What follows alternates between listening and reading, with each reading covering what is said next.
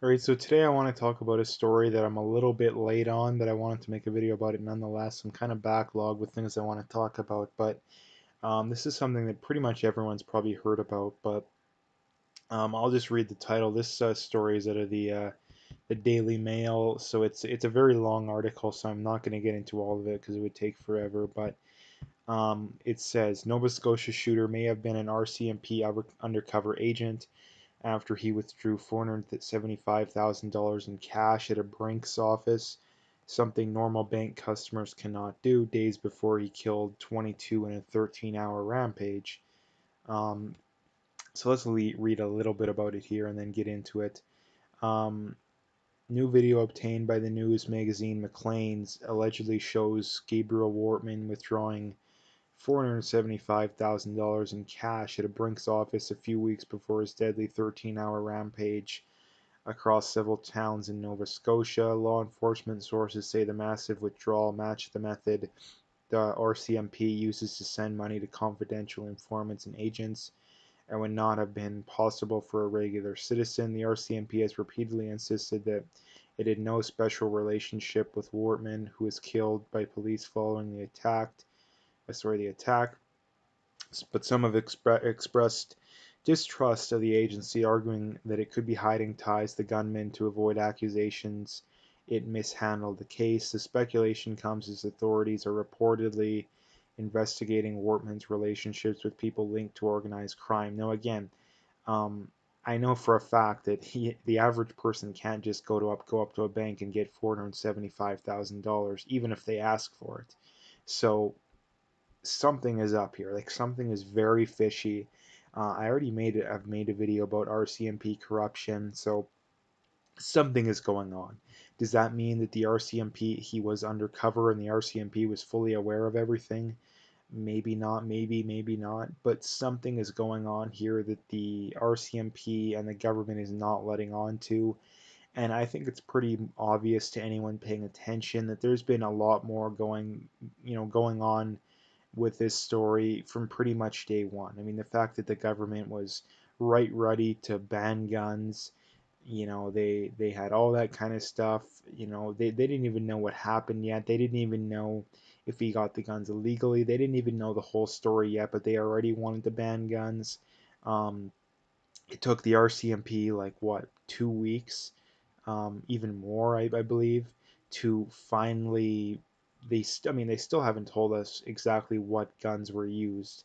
At least as far as I'm aware. I mean, you'd be able to tell which gun the cop had. I mean, they usually carry the Smith and Wesson handguns, but um, as far as the other ones, they still haven't told us. So there's clearly stuff going on here. I mean, there was shady stuff as far as what happened with the officer he killed. In fact, in that the videos show differing accounts, at least from what the RCMP is saying. So I mean, in a nutshell, I don't know exactly what's going on. Like, I don't, I'm just a random guy, but the one thing that I do know, and I would bet money on, is that there's things that aren't being told to the public that would be very shocking, I believe, and would make the RCMP and the government look bad. I mean, clearly, because if it wasn't, then they would be more forthcoming, right? I mean something's wrong by default in that the only an everyday citizen can't do what he did. Now, if he was owed this much, I mean, I don't understand how this works too. Like, why does he get so much money? Like, it must have been work over a pretty good amount of time because there's no way you're making that money over like a year period. Like, he must have been working with the RCMP for years. Like, I don't know how much the average informant gets paid, but that's got to be at least, I don't know, at least 3 or 4, probably more years worth of money. And why do they wait? Why do they wait so long to pay you? Like, is there a job and you don't get paid till the end of it? I mean, I don't understand how that works. So, something is very fishy here, like very fishy. Um, I mean, it just doesn't make sense that they pay people in lump sums. Like, why does that make any sense? So something is incredibly fishy. Not only that, too, he did all that in cash too. Like you're walking around with almost $500,000 in cash. Like that's not like a bank transfer or something like that. Like that's straight up cash. So yeah, like I mean, the main point being here is that something is incredibly fishy. I mean, I think it's pretty obvious that it makes the RCMP look bad and it may expose corruption within their ranks. The question is to what degree? Like, to what degree? Would it be earth shattering, enough to force the government to shut them down bad?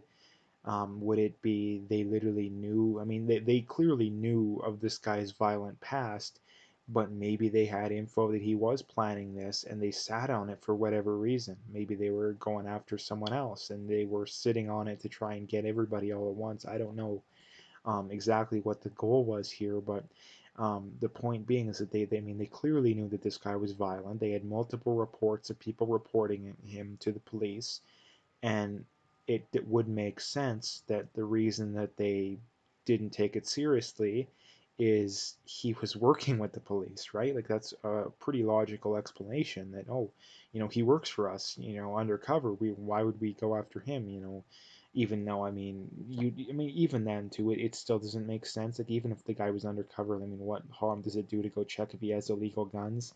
I mean, doesn't that still doesn't make any sense? But at least that's something that I would at least somewhat explain the fact that they didn't take these threats seriously. So um, this isn't the best topic to talk about because I don't have all the facts. And like no one who's in the public life has all the facts. I mean, the amount of people that probably do know exactly what went on is probably a very short list. That number is probably less than 100. So I mean, that number might even be less than 10 for all we know. Who knows? But the amount of people that actually know what went on here is very small. And I mean, I really hope that the truth comes out because the public deserves the truth. I mean, assuming that no one else's lives are at risk, but the public deserves the truth here. I mean, that's I guess the last thing that I wanted to bring up is that the public deserves the truth. And why are they hiding? Why are they hiding this from us? Like, why are they hiding this from us? And I think it's pretty obvious that and like I mentioned, is that they're hiding something that would make them look bad, that would expose corruption, maybe expose that they knew even more than we already knew. Maybe they knew he was planning a mass shooting, and for whatever reason they waited to make the arrest for some reason. I don't know. But again, and the other thing too to bring up too is that this is just another reason that we need more decentralized policing. I mean, I don't believe in the concept of how it's currently being done to begin with, but the more decentralized it would be, the better. And that this is exactly why we should have an Alberta police force. I mean, screw the RCMP. Um, Most of the officers, the vast majority of the officers, I think are good people. I think that they do want what's best for everyone. But the problem is that the people at the top, I don't believe, are very good people on average. And that's the problem too, is that um, bad people will always seek out positions of power, which is why positions of power need to be as decentralized as possible, which is exactly why provinces should have more autonomy, which is why municipalities should have more autonomy. That if you have some dictatorial, power hungry leader, I mean, Justin Trudeau being a decent example of that, that he has the least amount of power over people as possible because, yeah, you're the prime minister, but the provinces can overrule you, the municipalities can overrule you. And that's exactly what we should have. We should have provincial policing and we should have, and the public should have more power too. I mean, Canada, we're so insanely and terribly inept that we refuse to want to be able to allow people to protect themselves more.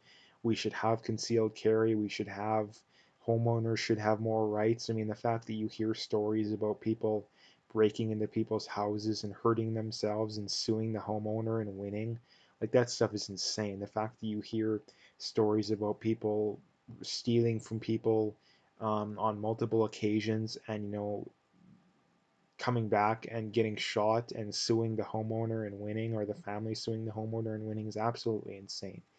Um, if you're on someone's property stealing something and you have been given forewarning, yeah, you should be. I mean, I'm not saying you should be, but I don't think someone who shoots you should be prosecuted, I guess is a better way of putting it. And assuming there's forewarning too. I mean, if you just sit there and pick someone off, that's different. But if you say stop, if you have no trespassing signs, all that kind of stuff, if you give people forewarning, yes. If you're on someone's property and they have no trespassing signs and they warned you, yeah, you don't get any sympathy in my books, and it shouldn't be illegal. So that's kind of a bit of a diatribe, but it's something I wanted to bring up nonetheless. And the RCMP should be pushing for that, but they're not. I mean, you have their commissioner, you have Lucky, who has completely gone off the bandwagon with this whole systemic racism, even though she can't even give an example of it. Even the top one in Alberta has gone off the deep end to an extent. So yeah, the RCMP absolutely. I mean, a better way of putting it, we should absolutely have an Alberta police force.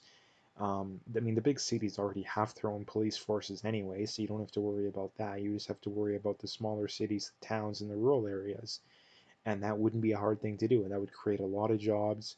And it would improve too because we could focus on Alberta's issues. The problem is that having one big massive organization, it's hard to focus on individual provinces issues. And one of the big problems with Alberta is rural crime, and that's something that's not really being addressed. I mean, it's being addressed to a degree, but it's not nearly as well as it should be. But anyway, that's just something else I wanted to bring up. So anyway, I'm gonna leave the video there. If you like the video, make sure to hit that like and subscribe.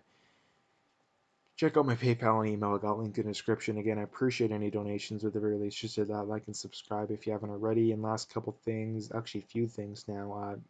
I follow me on Twitter if you haven't already. Follow me on Parler if you haven't already. Again, same username as my YouTube channel. And follow me on BitChute. All the links are in the description, so you can find them all there.